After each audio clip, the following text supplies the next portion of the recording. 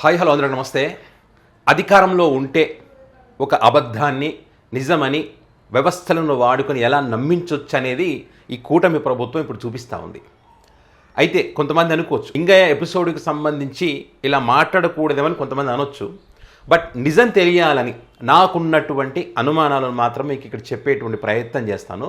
ఆ video clippings ఒక photo చూపిస్తాను, ఒక వీడియో క్లిప్పింగ్ చూస్తాను. చూసిన తర్వాత మీరే డిసైడ్ చేసుకోండి, ఇది జగన్మోహన్ రెడ్డి కాన్వాయ్ వల్ల జరిగిందా, లేకపోతే ఆర్టిఫిషియల్ ఇంటెలిజెన్స్ ద్వారా అని ఏదైతే చర్చ జరుగుతుందో దానివల్ల జరిగిందా అనే దానికి సంబంధించి మీరే డిసైడ్ చేసుకోండి. అయితే ఇక్కడ విచిత్రం ఏంటంటే, ఆ రోజు సత్తెనపల్లికి వెళ్ళినప్పుడు జగన్మోహన్ రెడ్డి గారి కాన్వాయ్కి ఏం సంబంధం లేదా డిస్ట్రిక్ట్ ఎస్పీ గారే స్వయంగా చెప్పారు. మళ్ళీ ఇప్పుడు అదే ఎస్పీ గారు ఇప్పుడు ఏమంటున్నారు, ఇది జగన్ గారి కాన్వాయ్ వల్లనే అని చెప్పి కేసు కూడా పెట్టారు 6 మంది పైన.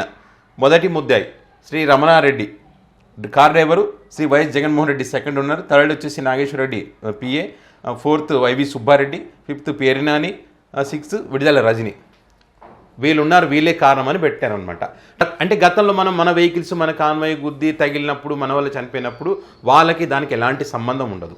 ఇప్పుడు మాత్రమే వాళ్ళకి సంబంధం ఉంటుంది కారులో ఉన్నటువంటి వాళ్ళకు. అంటే జగన్మోహన్ రెడ్డి వాళ్ళు చూపిస్తున్న వీడియోలో కూడా జగన్మోహన్ రెడ్డి బయటికి తల పెట్టుకొని ఉన్నాడు వాళ్ళ లెక్క ప్రకారం అనుకున్నా కూడా. సో అక్కడ జగన్మోహన్ రెడ్డి డ్రైవింగ్ ఏం చేయలేదు కదా. జగన్మోహన్ రెడ్డి పోనీ అని అంటే వాళ్ళు ఇప్పుడు డ్రైవర్తో చెప్పిస్తున్నారు, జగన్మోహన్ రెడ్డికి చెప్పినా కూడా పోనీ అన్నాడని చెప్పి వాళ్ళతో చెప్పించేటువంటి ప్రయత్నం కూడా చూస్తూ ఉండండి మీరు. డ్రైవరే చెప్పాడు, ఖచ్చితంగా డ్రైవర్ చెప్తాడు. ఏం చెప్తాడు, నేను చెప్పాను జగన్ గారికి ఇట్లా పడ్డాడు సార్ అని. అయినా కూడా జగన్ గారు వినలేదు, పొమ్మన్నారు, నేను పోయానని చెప్తారు. చూడండి, అదే చెప్తారు. అట్లా ఉంది పరిస్థితి, అట్లా ఉందని చెప్తున్నా. సో ఒక్కసారి మీకు ఆ క్లిప్పింగ్ చూడండి, ఒకసారి చూడండి. ఇక్కడ చూడండి, ఇది ఆటోలో తీసుకెళ్తున్నారు, ఇక్కడ అంబులెన్స్ ఉంది. ఈ రెండు మీరు గమనించండి. ఇక్కడ సింగయ్య,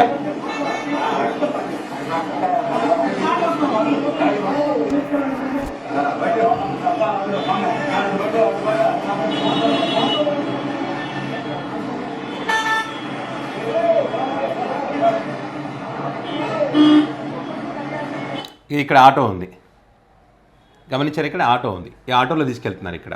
ఓకే,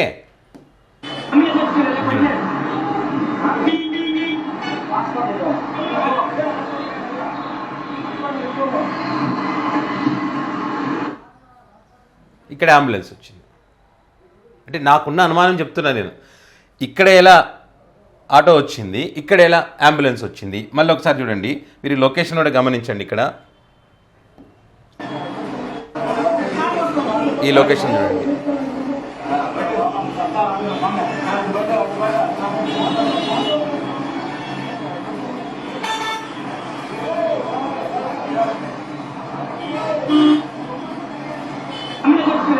ఇక్కడ లొకేషన్ వేరే ఉంది,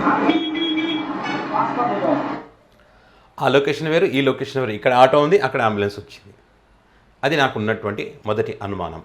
అండ్ అదేవిధంగా ఇప్పుడున్నటువంటి పరిస్థితుల్లో అంత క్రౌడ్ ఉన్నటువంటి క్రమంలో అక్కడ ఎవరో ఒకరు ఎక్కడో చోట దానికి సంబంధించిన దృశ్యాలు చూసింటారు. ముఖ్యంగా జగన్మోహన్ రెడ్డి వచ్చేటువంటి వెహికల్కి సంబంధించి ఖచ్చితంగా ఆ వీడియో క్లిప్పింగ్స్ తీస్తారు కదా.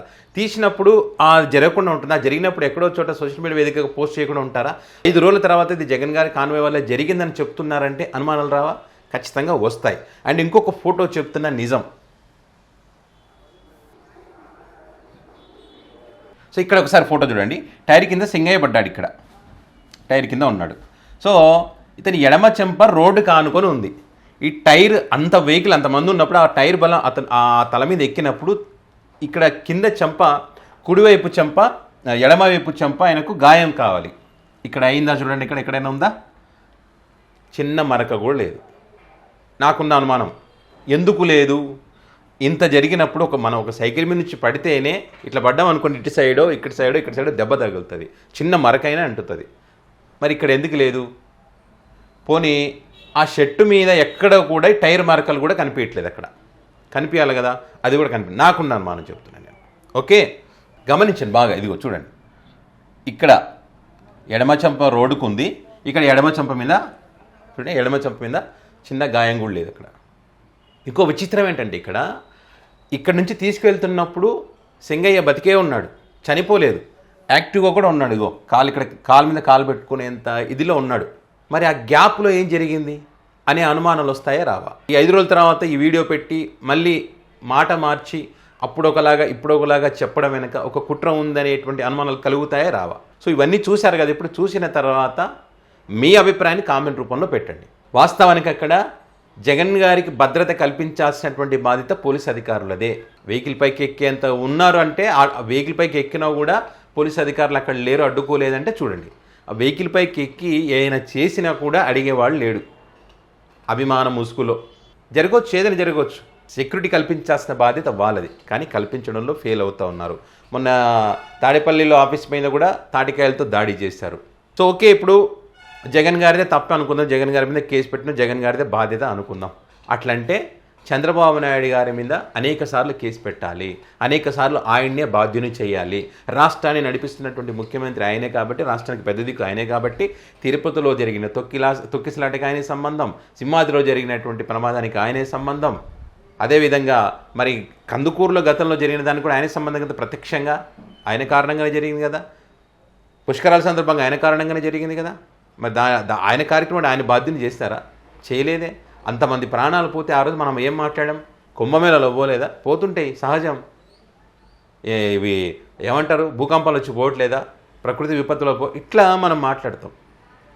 అప్పుడు చట్టాలు న్యాయాలు ఏవి గుర్తుకురావు. ఇప్పుడు గుర్తుకొస్తాయి మనకు. జరిగిందో లేదో ఒక క్లారిటీ లేదు. వాళ్ళే రెండు మాటలు మాట్లాడతారు. సో వాళ్ళ టీడీపీ ఎంపీ లావు కృష్ణదేవరాయలు ఇది ఫేక్ వీడియో అని చెప్పి నిన్న పోస్ట్ చేశాడు. వాళ్ళ ఎంపీ చెప్తా ఉంటాడు ఫేక్ వీడియో ఇదని చెప్పి. ఇట్లా అనేక అనుమానాలు అయితే దీనిపైన ఉన్నాయి. అయితే ఫైనల్గా ఏంటంటే జగన్ గారిని బయటికి వెళ్లకుండా ఆపాలనేటువంటి కుట్రలో భాగంగా ఇదంతా జరుగుతూ ఉందని చెప్పి వైసీపీ పార్టీ చెబుతుంది. ఇవన్నీ చూసిన తర్వాత అదే నిజం అనుకోవడానికి అవకాశం కనిపిస్తూ ఉంది.